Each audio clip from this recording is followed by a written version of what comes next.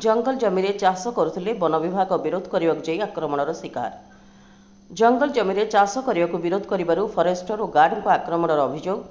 कुसुमपुर ग्रामर किछि व्यक्ति forester Harihar Brahma, forest guard Deepak Kumar Pradhan और वन सुरक्षा समितिर सदस्यों को माड़ मारी लहुलुहाण कर रायघर थाना अभियोग होईछि।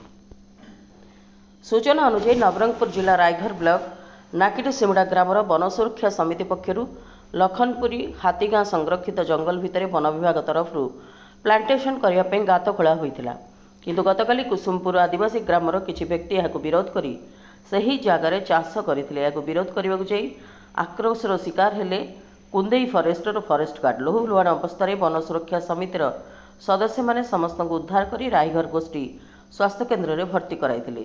उक्त घटना को नहीं वन विभाग तरफ थाना एक लिखित अभियोग दि जाइछि। जुगुड़गढ़ नाकिडसिमुड़ा बीएसएस कमिटी प्रेसिडेंट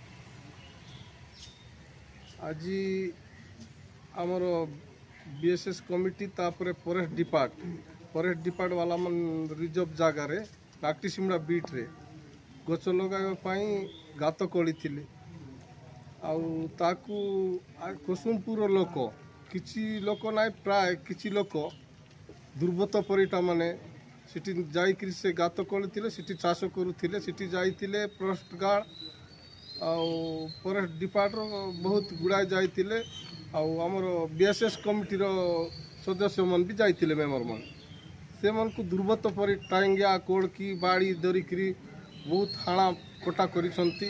सेतिपाई आमे आज थाना भी दरस्त हेउछु आमको सरकार न्याय दियंतु सिटी और गछ लागू समस्त शंकर प्रसाद गण नाकिडसिमुड़ा बीएसएस कमिटी सदस्य। देखो आज घटना आम नाकिडसिमुड़ा बीट एरिया रे जंगल सृष्टि करने से जगह चिन्हट कराई से गात भी कला से कला जगार कौन कर कुसुमपुर व्यक्ति माने चाष करने हल करुले सेटा आमे माने जंगल डिपार्टमेंट अधिकारी माने प्लस आम गाँव लोक मैंने समस्ते जाइलु से बारण करूँ मना करूँ से समय आसिक टांगिया कोदाल दौड़ी कर पूरा समस्त को आटाक करते से भितर आम फरेस्टर आज्ञा भी बहुत माड़ बाजी भी प्लस गाँव व्यक्ति मानक माड़ होती आम चाहूँ आमको न्याय मिलू एवं आम जो बीट सेटा केमिति सरकार न्याय देकर आम मानक सपोर्ट करंतु एवं जंगल सृष्टि करंतु एति आमर अनुरोध। नवरंगपुर जिला रायघर Gulshan Kumar Gandak report Prime TV Odisha.